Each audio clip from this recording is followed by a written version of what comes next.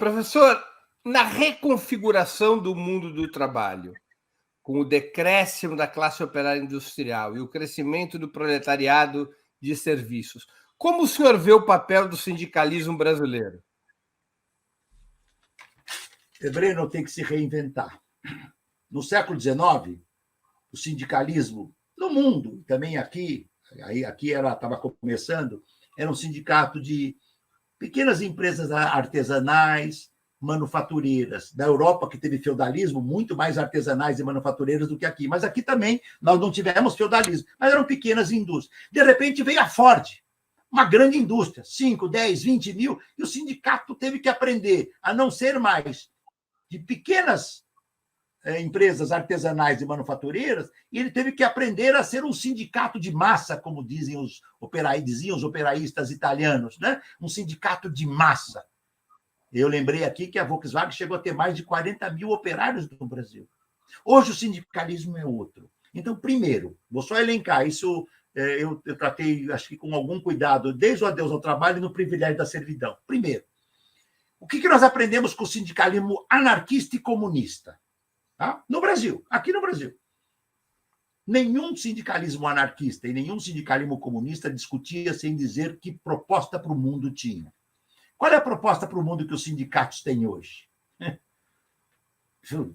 Vai ser duro achar um sindicato que tem proposta, porque a vida cotidiana é tão pesada, é tanta aquela luta do dia a dia, sem falar da burocratização do sindicato, sem falar do peleguismo reciclado, sem falar, tá certo, em tantos mazelas do sindicalismo, daquele sindicalismo que luta, às vezes é tanta luta para evitar a burla legal, que não tem tempo de ver. O sindicato tem que reinventar um projeto de vida. Ponto 1. 2, o sindicato tem que resgatar o sentido de classe. Sindicato, aqui eu vou fazer uma crítica muito respeitosa e tal, mas, por exemplo, eu fui no congresso de fundação da CUT, como fui no congresso, hein? Não é que eu assisti como pesquisador, eu fui como pesquisador convidado, na época, pela CUT e antes pelo CONCLAT, mas fui também como representante sindical que eu militava no movimento docente. Tá, o sindicato da CUT falava na sua fundação, o sindicalismo que nós lutamos é um sindicato de classe, para substituir a sociedade socialista. Isso foi abandonada pelos sindicatos. Por quê? Porque ou se acreditou na social-democracia, que é parte daquela pergunta que eu respondi ao colega, o fim da União Soviética foi o fim do socialismo. Mas eu podia provocar. E se a gente partir do pressuposto que a União Soviética não pôde se tornar socialista por causa da tese do Marx e do Engels de que o socialismo num só país não existe? Tem que rever tudo. E é o Marx que eu estou citando. Não estou citando um anarquista, poderia estar citando, e muito menos liberal não poderia estar citando, porque está só cito liberal para dialogar, tá? Mostrar a sua fragilidade. Então, são desafios como esse que nós temos que ter. Entende? Se a gente não enfrentar esses desafios... 3, a classe trabalhadora tem o sindicato tem que ter uma perspectiva de classe. Quantos sindicatos hoje defendem vigorosamente a classe? Não são todos, como sabemos muito bem. Tem que entender que a classe tem corpo, tem concretude, tem corpo de classe. É classe trabalhadora masculina ou é feminina, é classe trabalhadora branca ou é negra, é classe trabalhadora branca, negro, indígena. Por que os negros ganham menos que os brancos? Por que a mulher negra ganha menos que a mulher branca? E menos que o homem negro? Por que a mulher imigrante ganha menos que o homem imigrante e ambos ganham menos que os homens brancos e brancas nativos? Então, o sindicato tem que entender. Tem que entender como é que se enfrenta o tema da uberização. Se o sindicato não for capaz, Breno, de entender esta massa que não para de crescer, que está fora, e é um dilema, porque muitos desses trabalhadores eles estão imbuídos daquela ideia neoliberal de que o sindicato é nefasto. Não esqueça que o Hayek disse no seu Caminho da Servidão que um dos principais inimigos do capitalismo é o sindicato de classe. E o Hayek dizia, ou o sindicato vira burguês, ou nós temos que arrebentar com ele. Nós temos que reinventar. E não é um sindicato negocial. Eu acho que criei essa expressão no ano passado, na década passada, eu não sei se eu que criei, eu lembro que veio da minha cabeça. Sindicalismo negocial, estou fora. Sindicalismo de classe, estamos dentro. Agora, falar é fácil.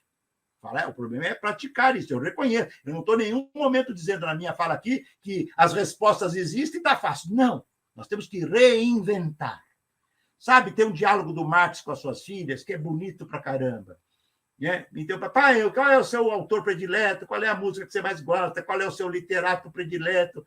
Qual é o seu lema de tudo? Sabe o que o Marx respondeu em latim? Porque o Marx era muito culto, mas eu vou falar em português, traduzindo, duvidar de tudo.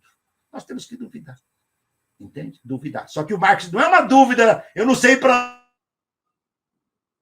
onde ir. Não, essa o Marx sempre soube. Desde novembro de 1843, seu primeiro texto magistral, materialista, chama-se Introdução à Crítica da Filosofia do Direito. Introdução, não é a crítica da filosofia do direito. Esse é um texto, todos os cursos do Marx eu começo com esse texto, é magistral, é o primeiro texto materialista do Marx. 1843, entre novembro e dezembro, ele escreve esse texto.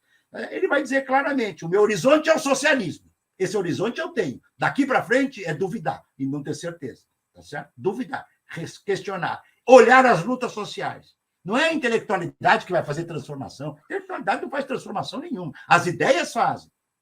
Tá certo? Não foi o Marx que fez transformação. Foram as ideias do Marx, as ideias do Engels. Eles morreram já, tá certo? Há muitas décadas e as suas ideias permanecem. Por que as ideias permanecem? Porque elas são geniais e porque são atuais. Sem falar, Breno, para fechar, sem falar que o sindicato hoje não pode mais ser pensado nacionalmente. Uma coisa óbvia. Eu tenho uma greve aqui que eu vou depender do apoio do operário alemão, ou norte-americano, ou sul-africano, ou indiano. Então, nós temos que recuperar o espírito da Associação Internacional dos Trabalhadores.